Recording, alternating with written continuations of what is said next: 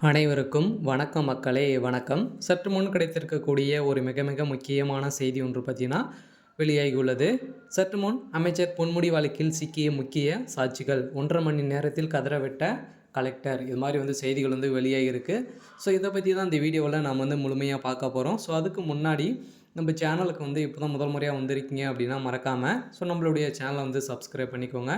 So வாங்க வீடியோக்குள்ளே போகலாம். ஸோ பார்த்தீங்கன்னா அமைச்சர் பொன்முடி அவர்கள் செம்மண் குவாரி வழக்கில் சிக்கியிருந்தார் இல்லையா. ஸோ நிறைய ஊழல் செஞ்சிடாது. இது வரைக்கும் பார்த்தீங்கன்னா 664 லோடு பார்த்தீங்கன்னா அளவுக்கு அதிகமாக எடுத்து ஸோ அரசுக்கு 28,000 கோடி இழப்பீடு செஞ்சுருக்காரு அப்படின்ற மாதிரி வழக்கு பதிவு செஞ்சுருந்து அவரும் கைதும் செய்யப்பட்டார் இல்லையா. ஸோ இந்த நிலையில் பார்த்தீங்கன்னா அதுக்கு சம்மந்தப்பட்ட 8 பேர் மீதும் 2012ஆம் ஆண்டில் மாவட்ட குற்றப்பிரிவு போலீஸார் அவர்கள் அதிரடியாக ஸோ வழக்கு பதிவு செஞ்சுருந்த நிலையில் மீண்டும் பார்த்தீங்கன்னா அவருடைய வழக்கு சாட்சிகள் அளித்திருக்கும் நிலையில் அதிரடியாக பார்த்தீங்கன்னா அமைச்சர் பொன்முடி செம்மண் குவாரி வழக்கில் விழுப்புரம் மாவட்ட முன்னாள் ஆட்சியர் பழனிசாமி ஆஜராகி 1 மணி நேரத்தில் பார்த்தீங்கன்னா சாட்சிகள் அளித்திருந்த நிலையில் அங்கு பரபரப்பை ஏற்படுத்திய நிலையில் அமைச்சர் பொன்முடி அவர்களுக்கு பார்த்தீங்கன்னா 10 ஆண்டுகள் சிறை தண்டனை வழங்கணும் அப்படின்ற மாதிரி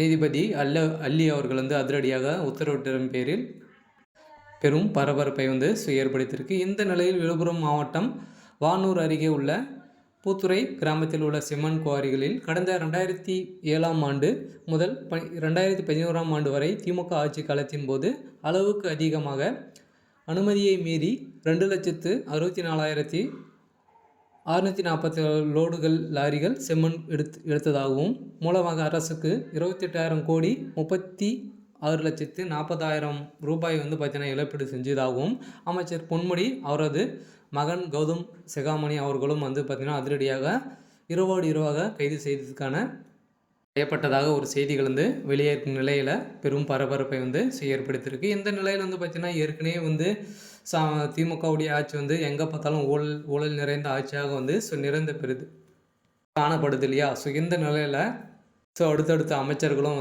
இதில் சிக்கத்துக்கான அனைத்து ஏற்பாடுகளும் நடந்திருக்கு. ஏற்கனவே பார்த்தீங்கன்னா 12-13 அமைச்சர்கள் சிக்கியிருக்காங்க இல்லையா. திமுக ஊழல் நிறைந்த ஆட்சியாக பார்க்கப்பட்டு வருகின்ற நிலையில் ஏற்கனவே அமைச்சர்களும் சிக்கியிருக்க நிலையில் ஏற்கனவே துரைமுருகன் அவர்களும் பார்த்தீங்கன்னா 60,000 கோடி ஊழல் சிக்கியிருக்கார் இல்லையா. அதே போல் பார்த்தீங்கன்னா செம்மண் குவாரி வழக்கில் அமைச்சர் பொன்முடி அவர்கள் அளவுக்கு அதிகமாக பார்த்தீங்கன்னா எக்கச்சக்கமான பணங்கள் கொள்ளையடித்திருக்காரு அப்படின்ற மாதிரி திமுகவை சேர்ந்த ஒரு பிரமுகரே ஏற்கனவே சொல்லியிருந்த நிலையில் இப்போ பார்த்தீங்கன்னா விழுப்புரத்தில் இருக்கக்கூடிய முன்னாள் ஆட்சியர் பார்த்தீங்கன்னா அதிரடியாக இதுக்கு தகுந்த சாட்சிகள் சொன்னதாக பெரும் பரபரப்பை ஏற்படுத்தியிருக்கு. இந்த நிலையில் அவருடைய மகனும் ராஜா மகேந்திரன், சதானந்தம், கோதகுமார், ஜெயச்சந்திரன், கோபிநாத், லோகநாதன் ஆகிய 8 பேர் மீது 2012ஆம் ஆண்டே பார்த்தீங்கன்னா குற்றப்பிரிவு போலீஸார் வழக்கு பதிவு செஞ்சுருந்தாங்க இல்லையா. ஸோ இவ்வழக்குக்கு விசாரணை விழுப்புரம் மாவட்ட முதன்மை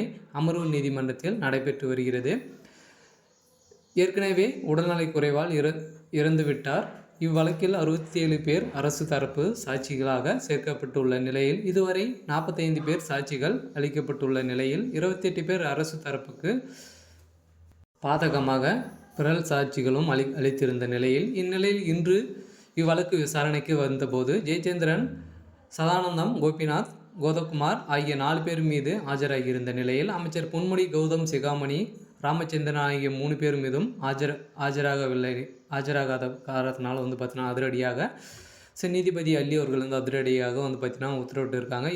இந்த நிலையில் ஆஜர் ஆகாத காரணம் குறித்து திமுக வழக்கறிஞர் மனு தாக்கல் செய்திருந்த நிலையில் அரசு தரப்புக்கு 46வது சாட்சியாக விழுப்புரம் மாவட்ட முன்னாள் ஆட்சியருக்கு தற்போது ஓய்வு பெற்றவருமான பழனிசாமி மாவட்ட முதன்மை அமர்வு நீதிபதி பூர்ணிமா முன்னிலையில் நேற்று ஆஜராகியிருந்த நிலையில் அப்போது அவர் பகல் 12 மணிக்கு இவ்வழக்கு தொடர்பாக சாட்சிகள் அளிக்க ஆரம்பித்தார்.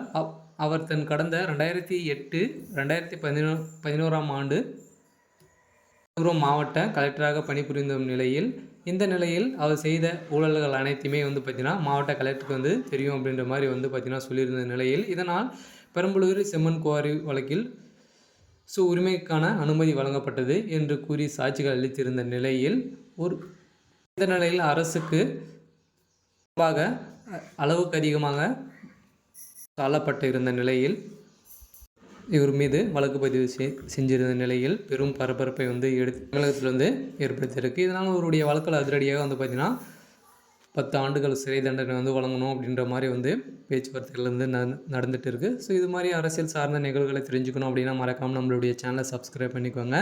தேங்க்யூ.